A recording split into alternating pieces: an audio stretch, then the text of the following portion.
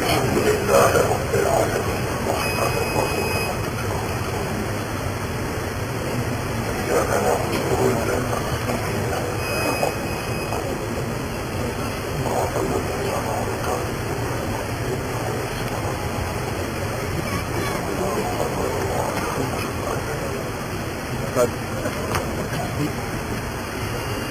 أعوذ بالله من الشيطان الرجيم بسم الله الرحمن الرحيم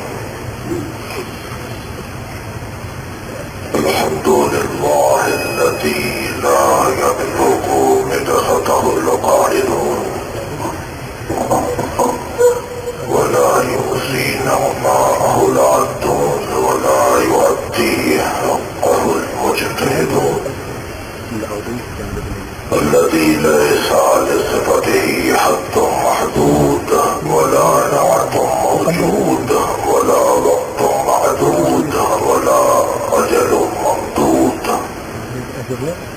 فطر الخلائق بقدرته ونشر الرياح برحمته والصلاة والسلام على الرسول المسدد المصطفى الأمجد المحمود الأحمد سيدنا ومولانا ومولى الكونين جد الحسن والحسين وعلي القاسم محمد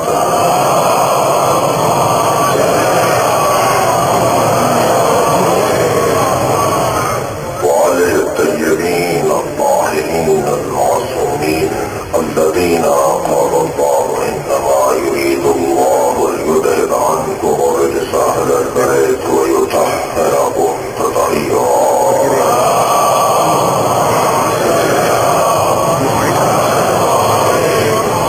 ولعنة الله على أعدائهم أجمعين من يوم عداوتهم إلى قيام يوم الدين. أما بعد، قال الحكيم في القرآن الكريم: بسم الله الرحمن الرحيم. قل هو الله أحد الله الصمد لم يلد ولم يولد ولم يكن له كفوا أحد. صلوا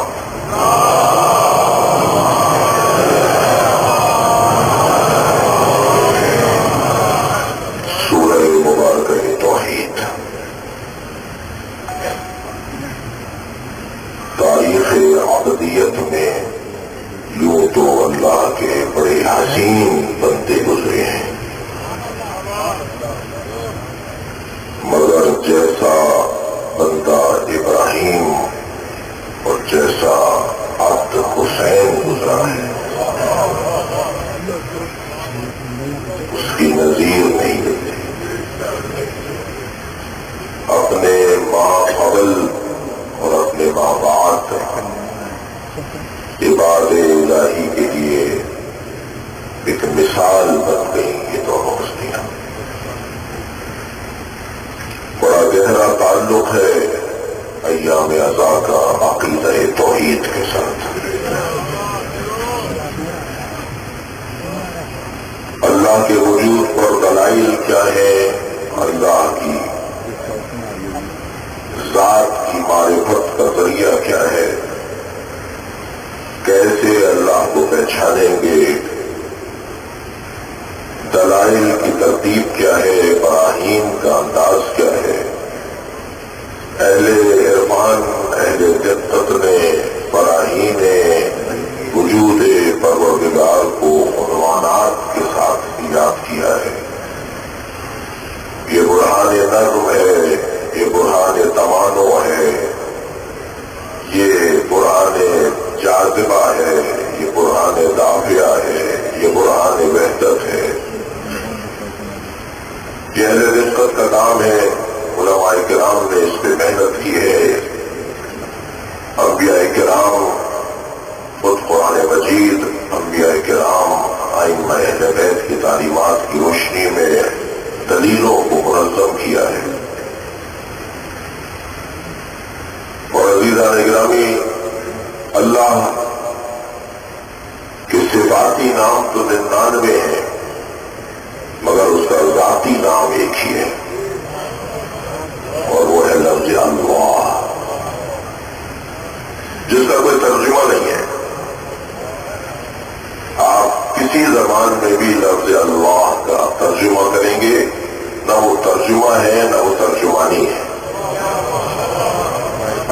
اللہ اللہ ہے. لفظ اللہ کی کوئی بات، لفظ اللہ کی کوئی تشریح، لفظ اللہ کا کوئی مطلب یہ بیان کرنے کے قابل نہیں ہے، محسوس کرنے کے قابل ہے. خود یہ اللہ اگر صرف الف اور لام اور ہو تب بھی اللہ ہے، اگر الف لام لام ہو تب بھی اللہ ہے، الف ہٹا دے تب بھی للہ ہے، آخری حرف لینے ہو تب بھی اللہ ہے. سلوات پڑھے گا محمد والے.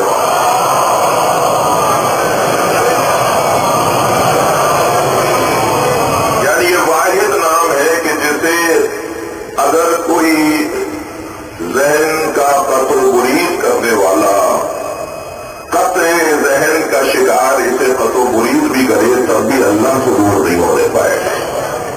اور اس کا میں نے عرض کیا کہ کوئی ترجمہ بھی نہیں ہے. اللہ جب جلوہ کرنے لگتا ہے، جب تجلی کرنے لگتا ہے تو اپنے صفاتی ناموں کے ذریعے سے، اپنے افعالی ناموں کے ذریعے سے وہ تجلی کرتا ہے. کبھی قہار ہے، کبھی جبار ہے، کبھی ستار ہے، کبھی غفور ہے. ہم ان اللہ کے آثار سے اللہ کو پہچانتے ہیں. جب وہ کثرت ظہور کرتا ہے تو اس کا کثرت ظہور ہی غیبت ہے. یعنی اللہ، لفظ اللہ کو ہم نہیں سمجھ پاتے، لفظ اللہ کو ہم نہیں سمجھ پائیں گے. میں مختلف زبانوں کے ترجموں پر کر سکتا ہوں لیکن ضرورت نہیں ہے. لفظ اللہ کا کوئی ترجمہ اور ترجمانی نہیں ہے. مگر یہ خود لفظ اللہ جب انتہائی خفا کی کیفیت میں ہوگا تو وہ ہوگا. ایک طبقہ ہے، ایک عزیز ہیں، کچھ اہل دل ہیں جو اللہ جی جی جی یہ قابل دقت بات ہے. لفظ یہ ضمیر جو ہے یہ عزیزان گرامی یہ اس کی طرف اشارہ ہے. جب اللہ کرتے، جب انتہائی کمال پر اللہ کا تصور جائے گا تو پھر لفظ اللہ کے علاوہ کوئی لفظ اس کی ترجمانی نہیں کر پائے گا. اور جملہ آپ کی سماعتوں کے حوالے کر رہا ہوں. اہل دقت بیٹھے ہوئے مسجد سننے کا آپ کا ماشاءاللہ مزاج اور مذاق ہے، یعنی آپ کا ذوق ہے کہ آپ مسجد سنتے ہیں. جب انتہائی غیبت سامنے آتی ہے تو کثرت ظہور بن جاتا ہے. میں لفظ تبدیل کرتا ہوں، کثرت ظہور ہی کو غیبت کہا جاتا ہے. اللہ کتنا غائب ہے اسے اگر اندازہ لگانا ہے تو دیکھیں اللہ کتنا ظاہر ہے. ذرہ ذرہ اللہ ہے، یہ کثرت ظہور ہے. کہاں اللہ نہیں ہے، کہاں اللہ کا وجود نہیں ہے. جس نے بھی اللہ کو سمتوں میں محدود کر دیا، مولا علی اپنا شیعہ اسے ماننے کو تیار نہیں ہے، نبی اسے مسلمان ماننے کو تیار. جس نے اللہ کو کیفیتوں میں تبدیل کر دیا، جس نے اللہ کے بارے میں اعاب و زحاق کا تصور کیا. حتیٰ اتنی احتیاط ہے اہل عرفان کے ہاں، اہل معرفت کے ہاں کے رمضان یہ جو ایک مہینہ ہے اس کے لیے معصوم نے منع فرما دیا، خبردار، کیونکہ یہ اللہ کے ناموں میں سے ایک نام ہے. یہ مت کہا کرو کہ رمضان آ گیا، رمضان چلا گیا، رمضان آدھا ہو گیا، رمضان اتنا ہو گیا. نہیں، یہ جو کیفیتیں ہیں یہ اللہ کے لیے متصور ہی نہیں ہے. لہذا جب بھی کہو تو کہو شہر رمضان، ماہ رمضان. صلوات پڑھ لو محمد والے.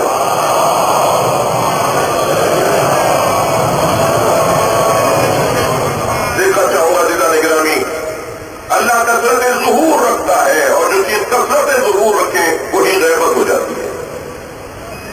میں اپنے عزیزوں کے ذہنوں کو قریب کرنے کے لیے مثال رکھ کر رہا ہوں. پانی زیادہ ہے یا خشکی؟ پانی زیادہ ہے. بڑی عنایت آپ میں سے کچھ آواز آ رہی. پانی زیادہ ہے، خشکی کم ہے. کثرت ظہور پانی کا ہے جی، کثرت ظہور پانی کے لیے ہے. آج تک پانی کا کوئی رنگ طے کر پایا؟ کثرت ظہور ہے اور غیبت ہے. طے کریں پانی کا رنگ کیا ہے؟ نیلا یا آسمان کا عکس ہے؟ پانی کا رنگ نیلا نہیں ہے، ورنہ رات میں بھی نیلا ہو، ہمیشہ نیلا ہو. کثرت ظہور ہے، غیبت ہے. آج تک پانی کا ذائقہ طے نہیں ہو پایا، پانی کا کوئی ذائقہ طے نہیں کر پایا. دانشور سر جوڑ کر بیٹھ جائے، پانی کا کوئی ذائقہ نہیں طے ہوا ہے. پانی پانی ہے، کثرت ظہور ہے اور غیبت ہے. عزیزان گرامی، ایک مثال اور آپ کی پسندیدہ سماعتوں کے حوالے کرو. جب حضرت ظہور فرمائیں گے نا تو لوگ کہیں گے بارہا دیکھا تھا. کثرت ظہور تھا تبھی تو غیبت میں بدلا ہے. صلوات پڑھیں محمد و آل محمد.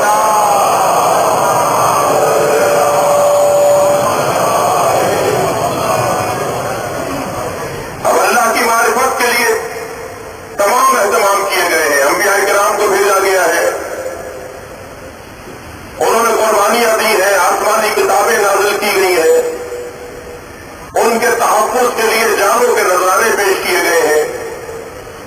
بڑا خرچہ ہوا اس عقیدے کے اوپر. اور آخر سبب کیا ہے؟ کیوں اتنا خرچہ کروایا اللہ نے اس عقیدے کے اوپر؟ تاکہ جملہ وہ آپ کی سماعتوں کے حوالے کر رہا ہوں، تاکہ کلمہ توحید سے توحید کلمہ کا سفر مکمل ہو جائے. دقت کریں گے لا الہ الا اللہ سب بول رہے ہیں، جب تک سب کی ایک آواز نہیں ہو جائے گی کلمہ توحید پڑھائی ہی نہیں. کلمہ توحید سے شہید صدر نے یہ بحث فراہم کی ہے. بھائی علامہ بابر صدر اس کو بڑے حسین انداز سے پیش کرتے ہیں. یہ کلمہ توحید کلمہ تک تمہیں لے کر جائے تب تم مسلمان ہو. اور اگر برما والوں کے لیے پاکستان والوں کو احساس نہ ہو اور افغانستان والوں کے لیے ایران والوں کو احساس نہ ہو اور ایران والوں کے لیے عراق والوں کو کوئی احساس اور درد نہ ہو تو تم نے کلمہ توحید تو پڑھا ہے، ابھی موحد نہیں ہوئے ہو.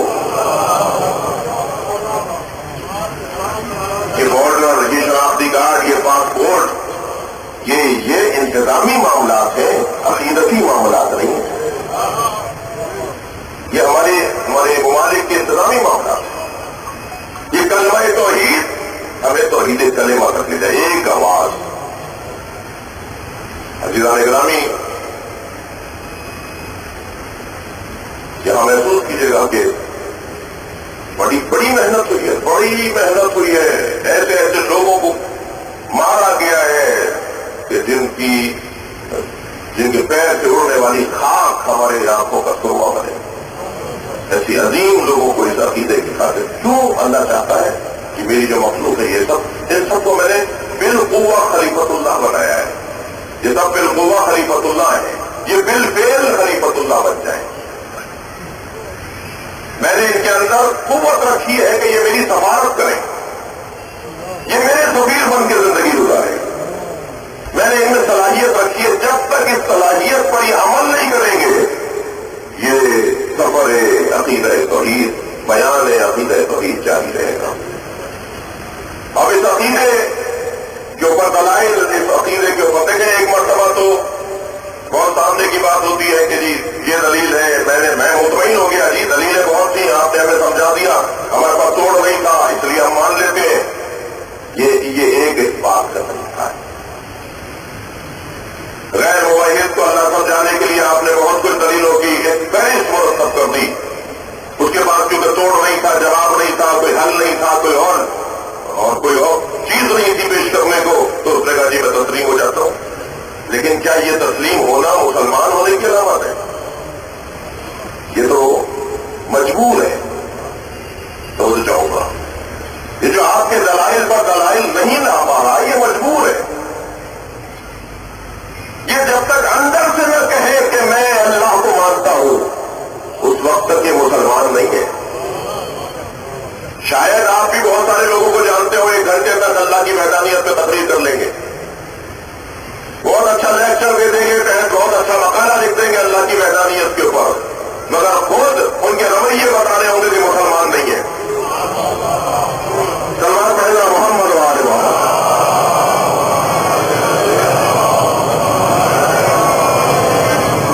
अजीज़ान गिरामी, असल मकसद क्या है? सिर्फ यह दलाइल बराहीन अदिल्ला ये समझाने की हद तक अल्लाह चाहता है और कुरान चाहता है और अहले बैत चाहते हैं कि किसी तरह सब लोग हाथ जोड़ के खड़े हो जाए कि जी हमारे पास तो कोई जवाब नहीं था इसलिए हम खामोश हैं। हम मानते नहीं है मगर खामोश हैं। नहीं, ये हदफ नहीं है। मैंने बड़ी मेहनत की एक जुमले के लिए यहां तक की। वो जो दलाइल और बराहीन के ऊपर खामोश हो जाएगा, वो क्यों खामोश हो रहा है? वो मुमकिन है इसलिए खामोश हो रहा हो कि उसके पास दलील आपकी रद में नहीं है, मगर वो मुसलमान नहीं है। वो मुसलमान नहीं है। मुझे माफ कीजिएगा, कुछ एक साथ कहने लगे कि जी पाकिस्तान के मुसलमान और पाकिस्तान की मुमलिकत के ऊपर, क्या पाकिस्तान की मुमलिकत इस्लामी मुमलिकत है? अरे जी पहले सफे पे लिखा हुआ है। हमारे शहर के सियासतदान तशरीफ फरमाए, पहले ही सफे में पाकिस्तान के लिखा हुआ है कि ये अल्लाह की जमीन है और इस जमीन पर कुरान और सुन्नत के खिलाफ कोई फैसला नहीं होगा। आगे क्या हो रहा है? 28 जिल्दें इस्लामी नजरियाती काउंसिल के उलमा ने, तमाम फिरक व मज़ाहिब के उलमा उसके अंदर मौजूद है, आपकी नुमाइंदगी भी उसके अंदर मौजूद है, तमाम उलमा इस्लाम उसमें मौजूद है। 28 जिल्दें हो चुकी है। वो रहली जिल्दें जो 1 मीटर वाली जिल्द होती है, बड़ी बड़ी जिल्दें जो होती है जी, और वो सिफारिशात पर सिफारिशात जमा होती चली गई। आज तक इस्लामी तालीमात के मुताबिक तो पाकिस्तान में फैसले नहीं होते। तो बस अगर मैं एक जुमला कह दूं कि पाकिस्तान का आइन जैसा शनाख्ती कार्ड का मुसलमान है, ऐसे ही पाकिस्तानी शनाख्ती कार्ड के मुसलमान है। क्या करें कि ये अमली मुसलमान हो जाए? क्या करें कि ये अमली मुसलमान हो जाए? बल्कि मैं तो यूं कहूंगा कि अगर पाकिस्तान का मुसलमान अमली मुसलमान हो गया तो आइन खुद ब खुद इस्लामी हो जाएगा।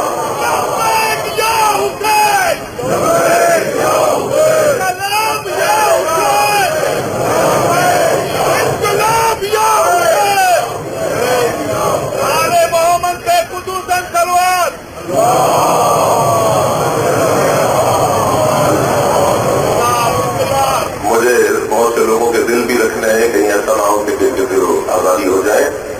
एक बुजुर्ग से मैंने पूछा कि जी वो शरीयत के ऊपर बहस चल रही थी, बड़ा शरई कानून नाफिज करने की बात हो रही थी पाकिस्तान के अंदर।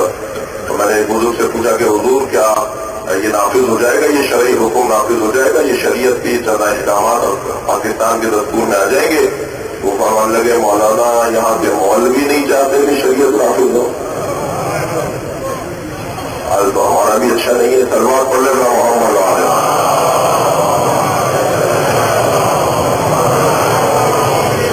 जैसा चल रहा है इसी के अंदर मूल मजा है, इसी में लुत्फ है। जैसा चल रहा है काम, हम कायदे आजम के मजार के साए में बैठे हैं। अजब नहीं कि उन तक मेरी आवाज भी जा रही हो। उनकी मफलत के लिए तलवार पढ़े।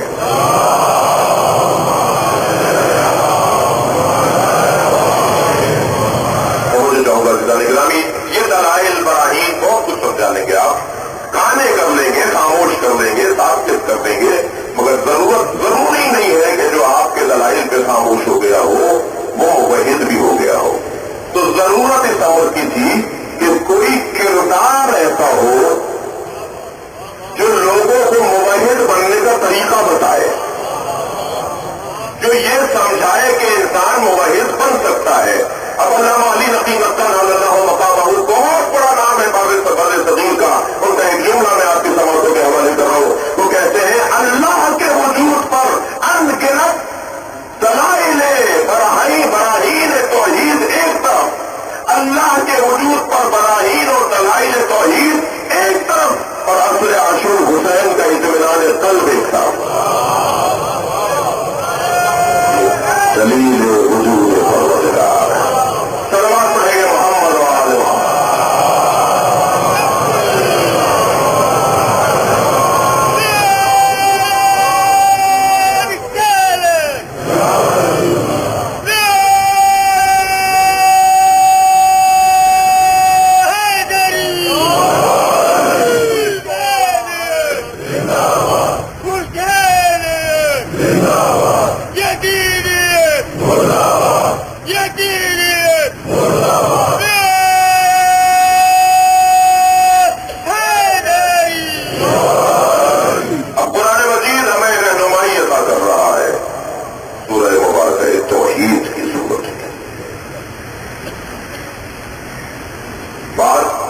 کی ہو رہی ہے، وحدت کی ہو رہی ہے، اتحاد کی ہو رہی ہے، اور اتفاق سے جناب مصطفیٰ کمال صاحب یہاں تشریف فرما ہے۔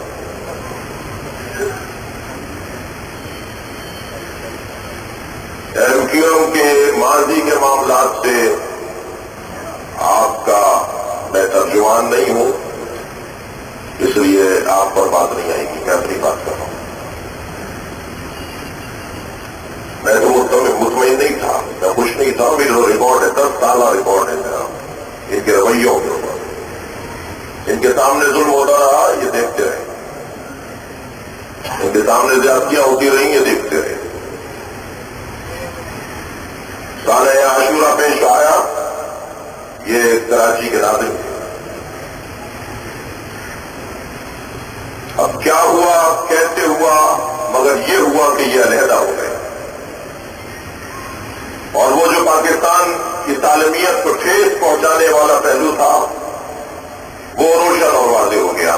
ہم حب وطن اور وطن سے محبت کو ایمان کا حصہ جانتے ہیں۔ ہم بہت ساری چیزوں کو نظر انداز کر سکتے ہیں اور نظر انداز کرتے آئے۔ ہم نے لاشوں پہ لاشیں اٹھائے، جنازوں پہ جنازے اٹھائے، مگر ماتم اور گریے کے علاوہ اسلحہ نہیں اٹھایا۔ لیکن جب بات پاکستان کی سالمیت کی آئے گی تو یہ ایک ایسا موضوع ہے کہ ہم پاک فوج کے ساتھ کھڑے ہیں اور پاکستانی ریاست کے ساتھ کھڑے ہیں، اور پاکستانی ریاست ہم سے ہے، ہم ان سے ہیں۔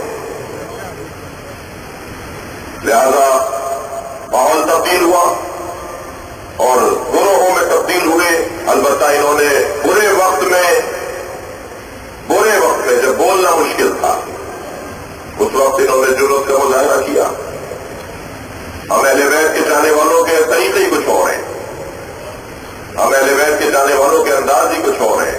ہمارے دروازے پر اگر کوئی شخص آ کر کہیں کہ جی مجھ سے غلطی ہوئی ہے تو یہ حسین کا خیمہ ہے، آنے والے ہول کے لیے کھلا رہنا چاہیے۔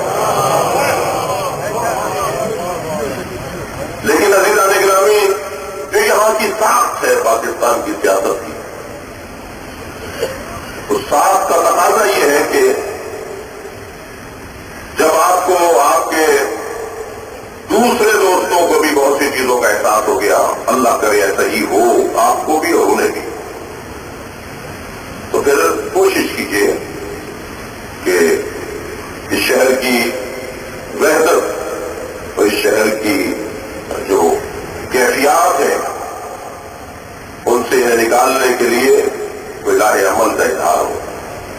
تقسیم نہیں کیجیے کراچی کو، اور مجھے کراچی سے ہٹ کر جو مومنین مجھے سن رہے ہیں اور نشر ہوں گی یہ مجالس مختلف اوقات میں ان سے معذرت چاہتا ہوں، میں صرف کراچی میں محدود ہو کر تھوڑی دیر کے لیے بات کرنے جا رہا ہوں۔ تقسیم نہ ہو، کوشش کریں کہ کوئی ایک ضابطۂ اخلاق بن جائے۔ یہ بیچارے ووٹر، یہ بیچارے شہری، یہ جو آپ گلیوں کا حال دیکھیے، آپ شہر کا حال دیکھیے، آپ پانی کے مسائل دیکھیے، سیوریج کے مسائل دیکھیے، کیا مشکل ہے جو شہر پورے پاکستان کو پال رہا ہے وہ خود نہیں پل رہا۔ یہ آپ لوگوں کی وجہ سے ہوا ہے، یا آپ کے ماضی کی غلطیوں کی وجہ سے ہوا ایسا، یا آپ کے رویوں کی وجہ سے ہوا ایسا۔ اور اگر احساس ہے، اور جیسا کہ فرماتے آ رہے ہیں کہ احساس ہوا ہے اور احساس ہے، تو خدا کے لیے کوئی اپنا رویہ اپنے بارے میں کچھ طے کیجیے کہ آپ کو آئندہ کیا کرنا ہے۔ عقیدہ توحید، وحدت پروردگار، عقیدہ وحدت پروردگار کا سب سے بڑا عنوان سورہ مبارک توحید۔ دیکھیے قرآن مجید کا یہ سورہ بظاہر 5 آیتوں پر بسم اللہ ملا کر 5 آیتوں پر مشتمل ہے، مگر کیا خوب جملہ کہا ہے حضرت آیت اللہ علامہ عسکری نے، فرماتے ہیں کہ سورہ توحید نسب پروردگار کو بیان کرتا ہے۔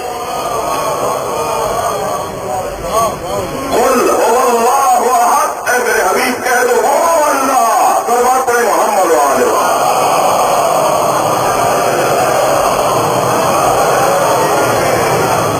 احد ہے، واحد نہیں، احد، آگے بات آئے گی، مگر میں نے کل آپ سے کہہ دیا تھا کہ اس کے فضائل پر بھی بات ہونی ہے. فضائل دو طرح کے ہوتے ہیں، فضائل وحبی ہوتے ہیں، فضائل کسبی ہوتے ہیں. اللہ نے قرآن اور اہل بیت کو، نبی اور خاندان نبی کو فضائل وحبی عطا کی ہے، اور ہم لوگوں کے لیے جو فضائل کا دروازہ کھلا ہے وہ کسبی فضائل کا دروازہ کھلا ہوا ہے. میں چاہوں گا تو مجھے فضیلتیں نصیب ہوں گی. مثلا میں پیدائشی جاہل ہوں، میں چاہوں گا تو میرے اندر علم آئے گا. مثلا میں پیدائشی غیرت نہیں رکھتا، میں نے کئی بات کر چکا ہوں، اگرچہ آپ کا ایک بہت بڑا صفحہ نہیں تھا کل کی مجلس میں. جی، غیرت چاہوں گا تو میرے اندر آئے گی، عزت چاہوں گا تو میرے اندر آئے گی، شجاعت چاہوں گا تو میرے اندر آئے گی، سخاوت چاہوں گا تو میرے اندر آئے گی. سخاوت، غیرت، عزت، علم، سخاوت، شجاعت، یہ فضائل کا عنوان رکھتے ہیں. ہم پیدائشی طور پر سخی نہیں ہیں، ہم پیدائشی طور پر صاحب عزت نہیں ہیں، ہم پیدائشی طور پہ عالم نہیں ہیں، مگر 14 کو اللہ نے پیدائشی طور پہ عالم بھی بنایا ہے، سخی بھی بنایا ہے، شجاع بھی بنایا ہے، صاحب عزت بھی بنایا ہے، عالم بھی بنایا ہے. یہ دنیا میں جب آتے ہیں تو کہتے ہیں تورات سناؤ، زبور سناؤ، انجیل سناؤ، قرآن سناؤ.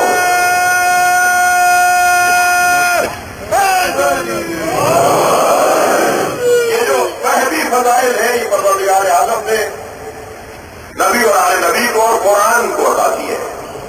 اب قرآن کے اس سورے کے فضائل کیا ہے؟ ایک طویل حسین روایات کا تسلسل ہے.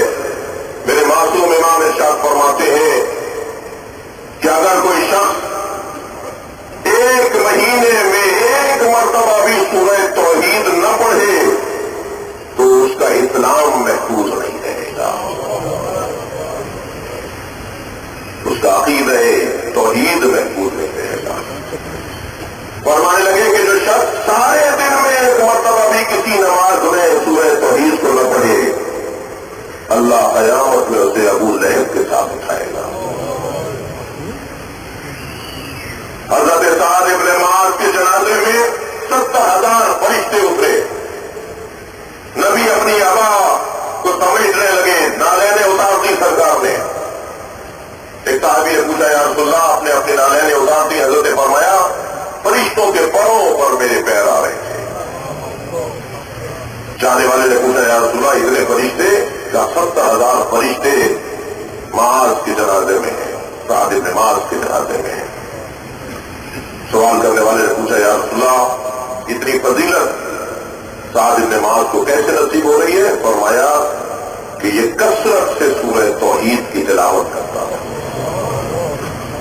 جو کثرت سے سورہ توحید قل هو اللہ احد کی تلاوت کرے اس کو اللہ یہ فضائل عطا کرتا ہے.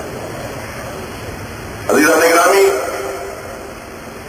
جس نے 3 مرتبہ سورہ توحید کو پڑھ لیا، ایک روایت اور سن لیجیے فضائل میں، اس نے گویا پورا قرآن ختم کر لیا.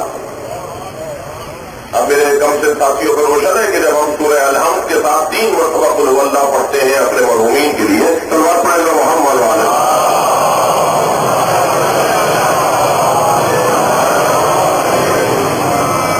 اس کا ایک موٹا سبب یہ ہوتا ہے کہ ہم پورے قرآن کا ثواب اپنے مرنے والے کو بخشنا چاہتے ہیں.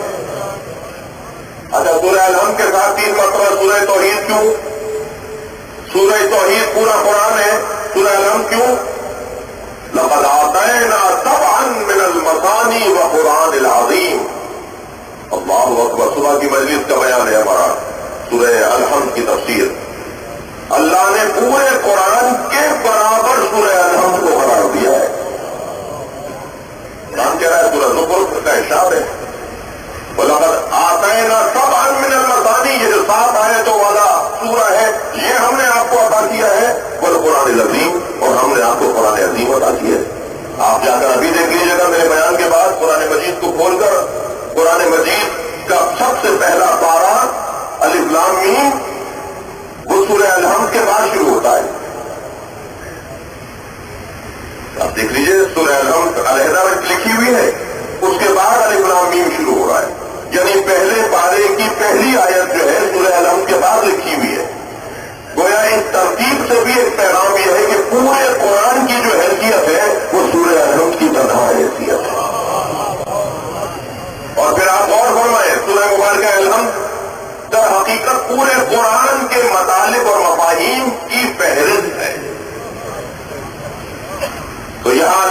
ارشاد فرما رہا ہے سب ہم من المثانی، یہ 7 آیتوں والا سورہ قرآن العظیم یہ ہم نے اب یہ قرآن 3 مرتبہ سورہ الحمد پر سورہ توحید پڑھیں گے تو پورا قرآن 1 مرتبہ سورہ الحمد پڑھیں گے تو یہ گویا آپ نے پورا کلام الہی اپنے مرنے والے کو بخش دیا۔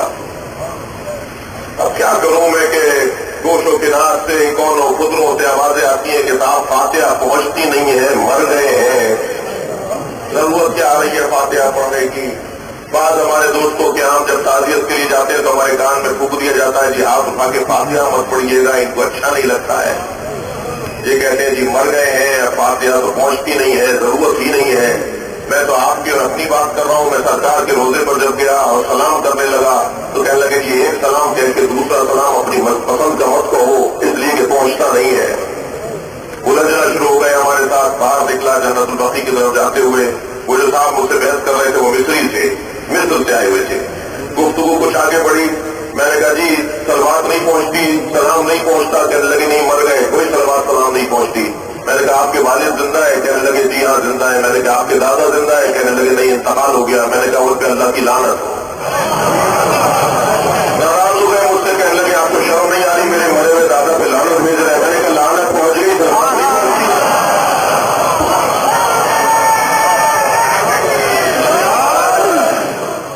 سلوات پڑھیں گے محمد و آل محمد۔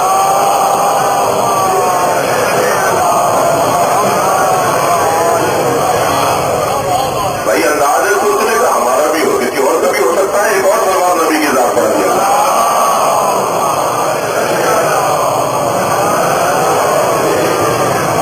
قرآن مجید کی تلاوت کا ثواب، میں تو کہتا ہوں جی ہمارے ہاں کا جو انداز ہے، میں ایک اور تھوڑی گنجائش دے دیتا ہوں اپنے ان دوستوں کو کہ یہ جب ہم ہاتھ اٹھا کر سورہ فاتحہ پڑھ رہے ہوتے ہیں، سورہ توحید پڑھ رہے ہوتے ہیں مرنے والوں کے لیے، تو یہ پہنچے گی نہیں پہنچے گی یہ علمی بحث ہے، یہ اللہ جانے، مردہ جانے، پڑھنے والا جانے۔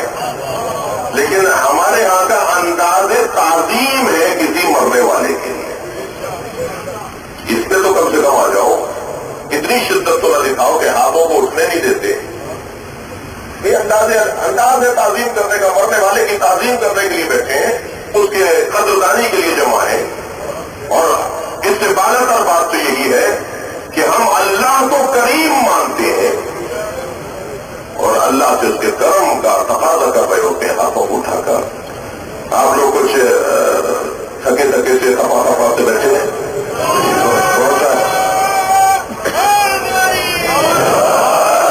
بہت سارے لوگ بہت ساری باتوں کو نہیں مانتے عزیزان گرامی، لیکن اللہ منوا دیتا ہے، تھکے ہوئے تو نہیں آپ ہو رہا۔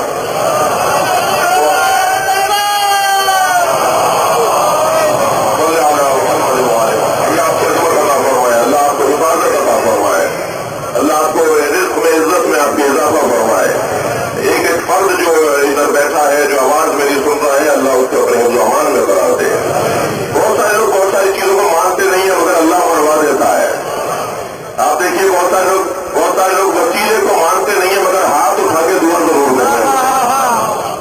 یہ کیا ہے؟ وسیلہ نہیں ہے تو یہ کیا ہے؟ جب حضرت یوسف کو کنویں میں ڈال دیا نا ان کے بھائیوں نے، تو پکار رہے تھے یا اللہ میری مدد کر، یا اللہ میری مدد کر۔ جبریل نازل ہوئے، جبریل نے فرمایا ہے یوسف اگر تم بچنا چاہتے ہو تو ذرا اپنا ہاتھ پھیلاؤ اور اس پہ غور کرو، 5 انگلیاں ہیں، 14 پن ہیں۔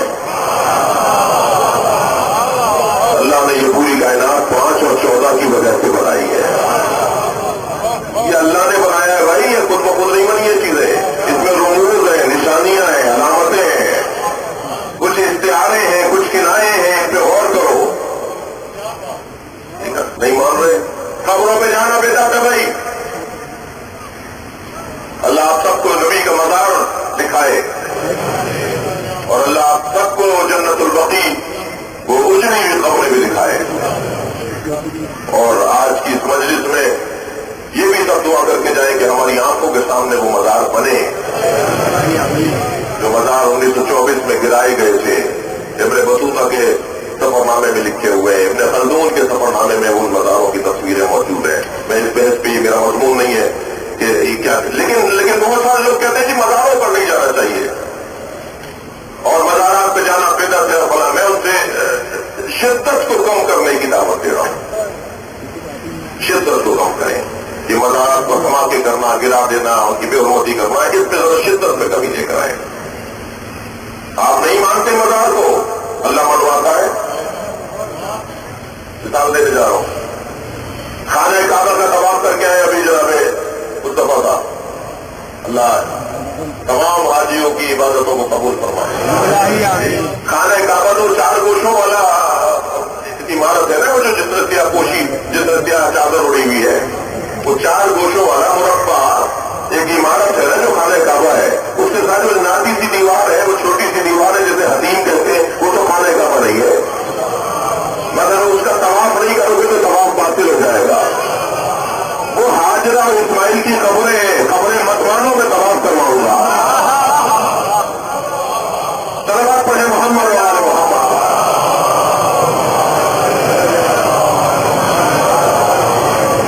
تبرکات کا انکار کرنے والے، نیاز نظر کی مخالفت کرنے والے، سبیلوں کے خلاف بات کرنے والے زمزم ضرور لے کر آتے ہیں.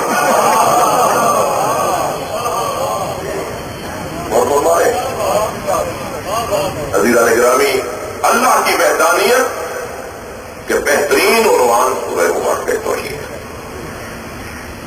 اب ایک حدیث میں آپ کی سماعتوں کے حوالے اور آپ کی سماعتوں کو نظر کر رہا ہوں، اور وہ حدیث سرکار دو جہاں کی ہے، سنی شیعہ نے لکھی ہے، اور ویسے بھی ہمارے یہاں کوئی ایسی بات نہیں ہوتی، نہیں ہونی چاہیے جو ہمارے بھائیوں کی کتابوں میں نہ ہو. اسلامی کتابیں، مذہبی کتابیں، سب میں جو چیز موجود ہو اسے یہاں بیان کیا ہے. اور حدیث کیا ہے سرکار کی؟ سرکار فرماتے ہیں یا علی مثل کا مثل قل هو اللہ احد. یا علی تمہاری مثال قل هو اللہ احد جیسی ہے. میں بہتوں کے چہروں کی زیارت نہیں کر رہا، لیکن تھوڑا سا توجہ چاہوں گا. نبی نے عزیزان گرامی ساری زندگی جو کچھ پہنچایا ہے اس پہ سینکڑوں جلدوں میں تفسیر اور سیرت بیان ہو سکتی ہے. لیکن اگر 2 کلمات میں کوئی پوچھے کہ نبی نے ساری زندگی جو کچھ پہنچایا اس کا محور اور مرکز کیا تھا، تو سرکار دو جہاں نے ساری زندگی یا اللہ کی وحدانیت پہنچائی ہے یا علی کی ولایت پہنچائی ہے.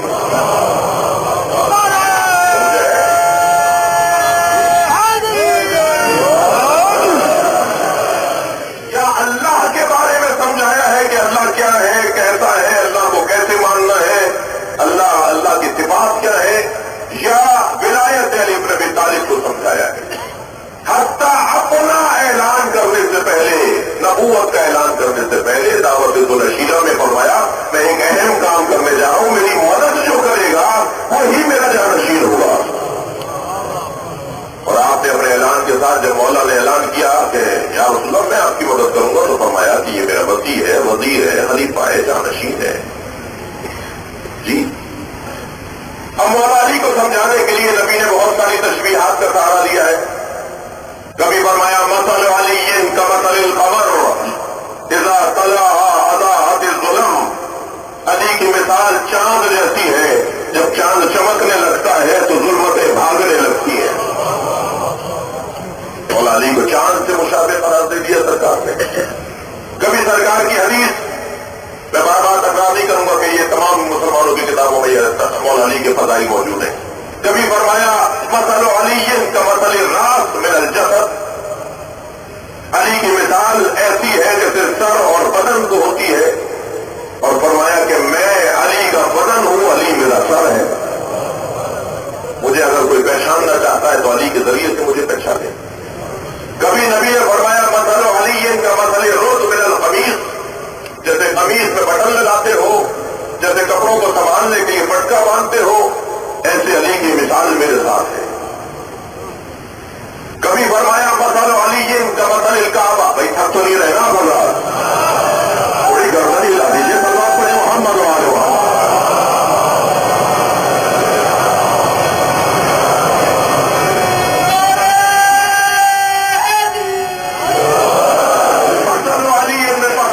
مثل علی کمثل الکعبہ. علی کی مثال خانہ کعبہ جیسی مثال ہے. یزور ولا یزار. سب کعبے کا طواف کرتے ہیں، کعبہ کسی کا چکر نہیں کاٹتا.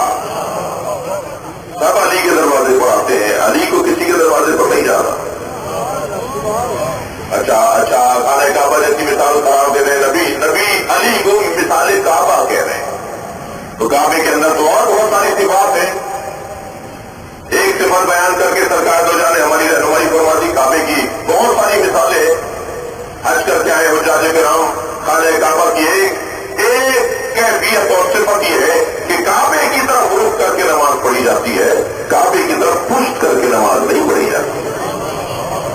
تو علی کو چھوڑ کر اللہ کی عبادت نہیں ہوگی۔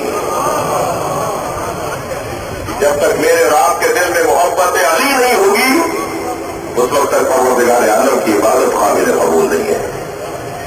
اچھا، خانہ کعبہ سے مثال اور مثل قرار دیا مولا علی کو، تو آپ ذرا توجہ چاہوں گا آپ سے، آپ ذرا غور کریں۔ آپ خانہ کعبہ کو 4 تصویروں میں تبدیل کر سکتے ہیں، ہر چیز کو، جس میں سے کعبہ بھی ہے۔ مثال کے طور پر آپ کہتے ہیں جی میں اس کی صورت قطبی بنانا چاہتا ہوں، تو کعبے کی صورت قطبی کیا ہے کہ کعبہ لکھیں آپ، تو یہ جو لکھا ہوا ہے قطباً جو آپ نے کعبہ لکھا ہے اسے صورت قطبی کہتے ہیں۔ کبھی صورت ذہنی ہوتی ہے کعبے کو سوچنا، کبھی صورت لفظی ہوتی ہے کعبے کو بولنا۔ یہ 3 صورتیں جو ہیں اس وقت کارگر ہیں جب کعبے کو جا کے لمس کریں، طواف کریں، کعبے کو دیکھیں، کعبے کے قریب جا کر محسوس کریں، تب جا کے کعبہ بولنا، کعبہ لکھنا، کعبہ سوچنا فائدہ پہنچائے گا۔ ایسا ہی ہے یا نہیں عزیزان گرامی؟ لیکن کعبے کو تو 3 صورتوں کو ادا کرنے سے آپ کو ثواب نہیں ملے گا، عمرہ اور حج آپ کا مکمل نہیں ہوگا۔ لیکن نبی کی ایک حدیث سنتے جائیے کہ جس نے علی سوچا عبادت، جس نے علی بولا عبادت، جس نے علی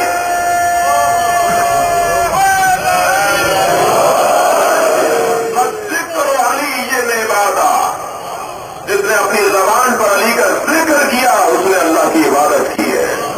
یہ سرکار کی حدیث، اللہ اکبر۔ لاہور کے ایک بہت بڑے مفتی صاحب مجھے ملے، کہنے لگے مولانا میں نے اپنے مدرسے کا نام مولا علی کے نام پہ رکھ دیا، ایک کتاب بھی سرکار مولا علی کی شان میں لکھ رہا ہوں۔ بہت بڑے مفتی صاحب ہیں، ہمارے عزیز ہیں، دوست ہیں۔ میں نے کہا حضور اس کے پیچھے کوئی عزت اور حکمت؟ کہنے لگے میرے ایک نماز گزار سے 20 سال سے میرا جمعے کا خطبہ سن رہے تھے، ایک دن مجھے انہوں نے آ کے جھنجھوڑ دیا۔ کہنے لگے حضور بتائیے کیا یہ حدیث صحیح سند ہے یا نہیں؟ کہ زینوا مجالسکم بذکر علی بن ابی طالب، اپنی مجلسوں کو علی کے ذکر سے زینت دیا کرو۔ میں نے کہا بالکل صحیح حدیث ہے، نبی نے فرمایا کہ اپنی ملاقاتوں کو علی کے ذکر سے زینت دیا کرو، اٹھتے بیٹھتے علی کی بات کیا کرو۔ یہ حدیث بالکل صحیح ہے۔ کہنے لگے میں آپ سے کے پیچھے 20 سال سے نماز پڑھ رہا ہوں، آپ تو اپنے خطبے میں علی کی بات نہیں کرتے ہو۔ مجھے اسے جھنجھوڑ کے رکھ دیا۔ اس کے بعد میں نے طے کیا کہ آج کے بعد کوئی خطبہ نہیں ہوگا جس میں کوئی ایک بات کم سے کم علی کی نہ ہو۔ صلوات پڑھے محمد و آل محمد۔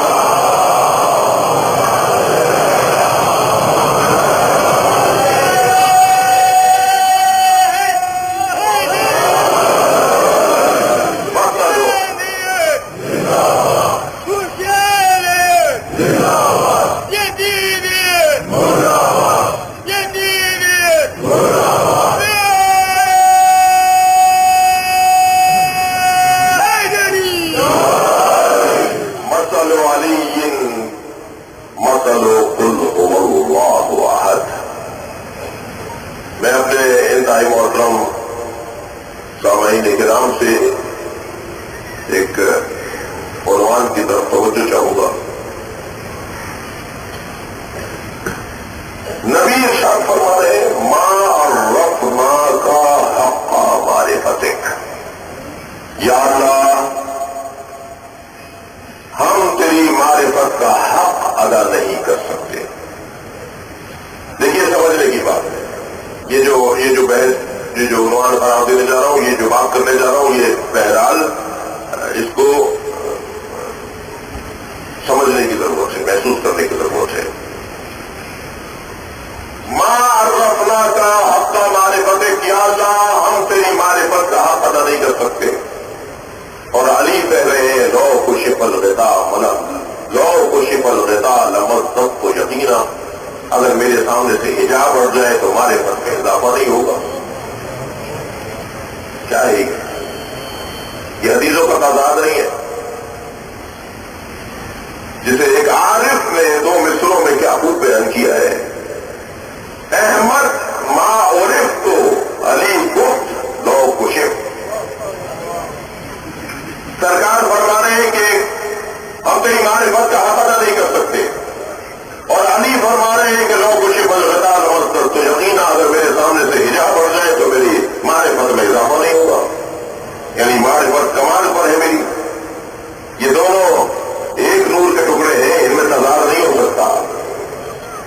वाली में नूर वाहिद, मैं और अली एक नूर के दो टुकड़े हैं, ये नबी की हदीस है। अना वाली अबवाहादिल उम्मा, मैं और अली उम्मत के दो बाप है, ये नबी की हदीस है जी। अब फरमा रहे हैं कि तेरी मारिफत का कोई हक अदा नहीं कर सकता। मौला अली फरमा रहे हैं कि अगर हिजाब हट जाए तो मेरे आगे से तो मारिफत में इजाफा नहीं होगा।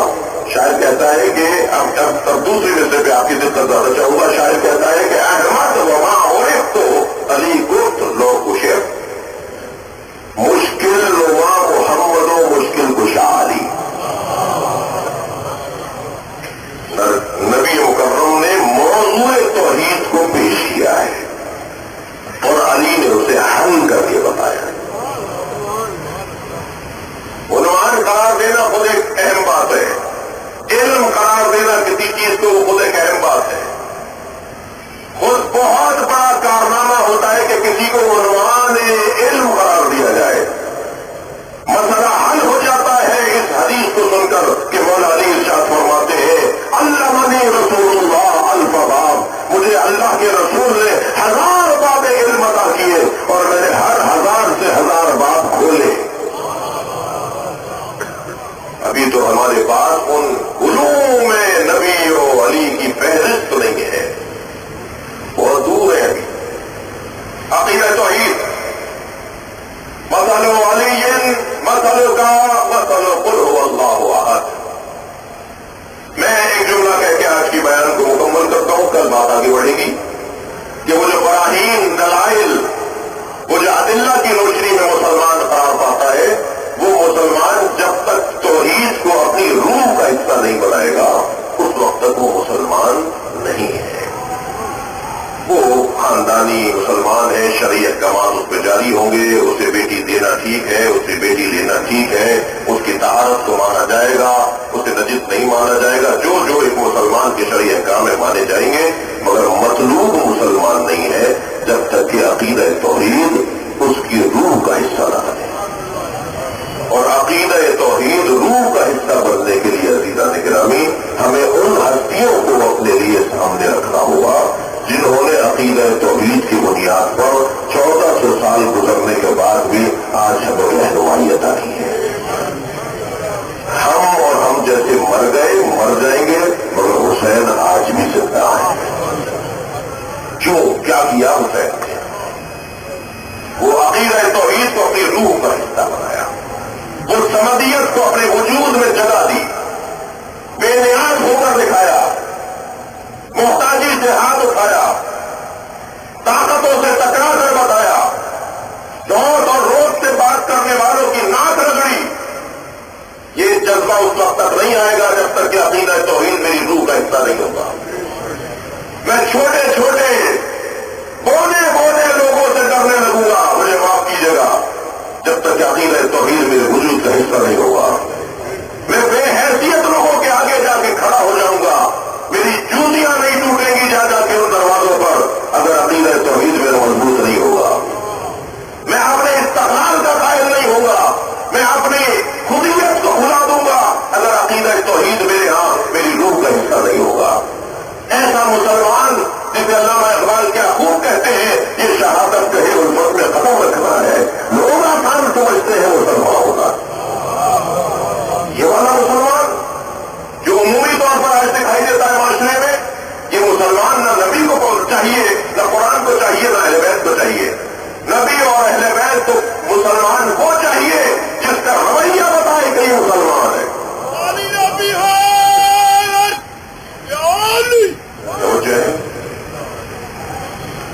अकीदा तौहीद हमारी रूह का हिस्सा बनेगा, तब जाकर एक मुसलमान होने की तस्वीर बनेगी। वक्त तंग हो गया थी तो जितनी उलझने पाकिस्तान में भी, जितनी उलझने आलमी सतह पर भी, उसकी वजह यही है। खुदा के लिए सच्चे मुसलमान बन जाए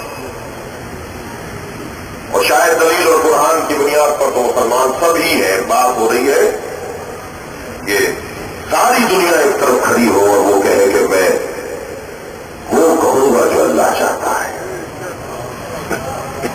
ये जुर्रत कहां से आई? मोटी मोटी पुकार के कहे ला इलाहा इल्लल्लाह, कतरा कतरा पुकार कर कहे ला इलाहा इल्लल्लाह। मेरे गले पे छुरी रख दो मगर मैं वही कहूंगा जो मैं समझ चुका हूं और मान चुका हूं।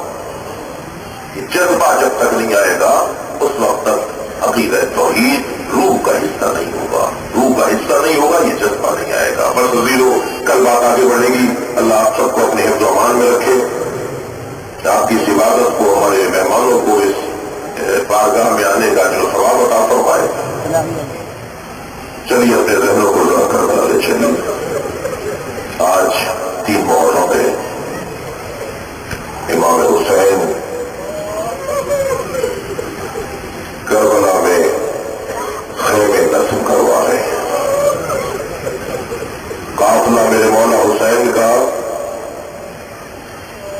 हज़रारों 2 मुहर्रम को सन 61 हिजरी 2 मुहर्रम को करबला में दाखिल हुआ और सबसे पहला काम मेरे मौला ने जमीन खरीदी। 70,000 दीनार देकर मेरे मौला ने इस जमीन के टुकड़े को खरीदा। सवार उतर गए, सामान नहीं उतरा जब तक कि इसकी कीमत अदा ना हो जाए। ये हुसैनियों का पैगाम है। कब्जे की जगह पे ना मस्जिद बन सकती है, न कब्जे की जगह इमाम बारगाह बन सकता है, न कब्जे की जगह आलम बन सकता है। ये इमाम हुसैन के चाहने वालों को पैगाम है। मेरे मौला को यहाँ नमाज पढ़नी है, मेरे मौला को यहाँ इस्तराहत करनी है, मेरे मौला को यहाँ अपने बच्चों को ठहराना है। पहले कीमत अदा करो पास, और जब कीमत अदा हो गई तो जिन लोगों से खरीदी थी जमीन, उसी कबीले को हिबा करते हुए 3 शर्तें रख दी। कहा मैं ये जमीन तुम्हीं को वापस दे रहा हूं, हम तो 10 दिन के मेहमान भी नहीं है। इतनी महंगी जमीन खरीद कर इमाम फरमाए हम तो यहाँ 8 दिन के लिए, कुछ दिन के लिए आए। ये जमीन मैं तुम्हारे हवाले करता हूँ 3 शर्तों के साथ। पहली शर्त तो मेरी है कि यहाँ हल नहीं चलाना, इस जमीन पे काश्तकारी नहीं करना, इस जमीन पे काश्तकारी नहीं करना। आप रो रहे हैं ना, क्यों इमाम ने शर्त लगाई कि जमीन पे काश्त नहीं करना? रावी कहता है जब कसाई देखता था ना कि इमाम ज़ैनुल आबिदीन आ रहे हैं तो वो गोश्त पे कपड़ा डाल देता था। पूछने वाले पूछते थे कि तुमने गोश्त छुपा क्यों दिया? कहता था वो अली और हुसैन आ रहे हैं, गोश्त के टुकड़ों को देख के रोएंगे। जब किसी ने पूछा इमाम ज़ैनुल आबिदीन से कि आप गोश्त को देखते हैं तो रोते हैं? फरमाते हैं मुझे करबला की जमीन पे बिखरे हुए टुकड़े याद आ जाते हैं। क्या मालूम हल चले तो कौन सा बदल कहाँ हो। पूरी जमीन करबला पर एक मरतबा शहदा के बदल मुतलाशी थे। क्या करबला है, क्या जमीन है जिसे हुसैन ने मुआवजा बना दिया। और मैं दूसरी शर्त मेरी है कि मेरे ज़ायरीन को 3 दिन तक मेहमान रखना। अल्लाह आपको करबला की ज़ियारत नसीब करे। जो नहीं गए हैं उन्हें जो ले जाए और जो गए हैं बार बार जाए। आपने देखा होगा कि राती करबला के रहने वाले आपको जबरदस्ती घर पकड़ कर लेके जाते हैं, हमारे घर का पानी पी लो, हमारे घर में आके खजूर का दाना खा लो। हमने इस जमीन पर इसीलिए तो कहना, हमारे आबा व अजदाद सब इस जमीन पर इसलिए रह रहे हैं कि तुम्हारी खिदमत करें। आप देख रहे हैं 3 करोड़ लोग अरमईन पर पहुंचे हुए होते, कोई परेशान नहीं हो रहा होता। लाखों की तादाद में लोग खाने और तबरुकात तकसीम कर रहे होते हैं, कोई बदमर्जी नहीं होती। ये हुसैन ने 1400 साल पहले अपने ज़ायरीन का इंतजाम किया है। और मैं मेरे मेहमानों को, मेरे ज़ायरीन को 3 दिन तक मेहमान रख रहा। आप रो रहे हैं ना। एक मरतबा जनाब ज़ैनब का दिल भर आया था। फरमाया था भाई कल क्या होने वाला है, शब आशूर की बात है। फरमाया भाई कल क्या होने वाला है। अपनी बहन का हाथ पकड़ा और मैदान करबला में बयान में आगे चले गए। फरमाने लगे ज़ैनब यहाँ मेरा मज़ार बनेगा, यहाँ अब्बास का मज़ार बनेगा। कुछ मुद्दत के बाद पूरी दुनिया से लोग यहाँ ज़ियारत करने आएंगे। बहन अल्लाह की खातिर ये वक्त गुजार दो, इस मुसीबत को बर्दाश्त कर लो, अल्लाह की खातिर इस मज़लूमियत को कबूल कर लो। आइंदा इस जगह का कोई और नक्शा होगा। ये मेरे मौला ने शब आशूर अपनी बहन ज़ैनब को बता दिया था। तीसरी शर्त मेरे मौला हुसैन ने ये रखी। हज़रत ने फरमाया जब हमें मार कर ये लोग चले जाए तो हमारे जनाजों को आके दफना देना। ये हमारे जनाजों को दफनाएंगे नहीं। 3 दिन तक वो गोरे कफन रहा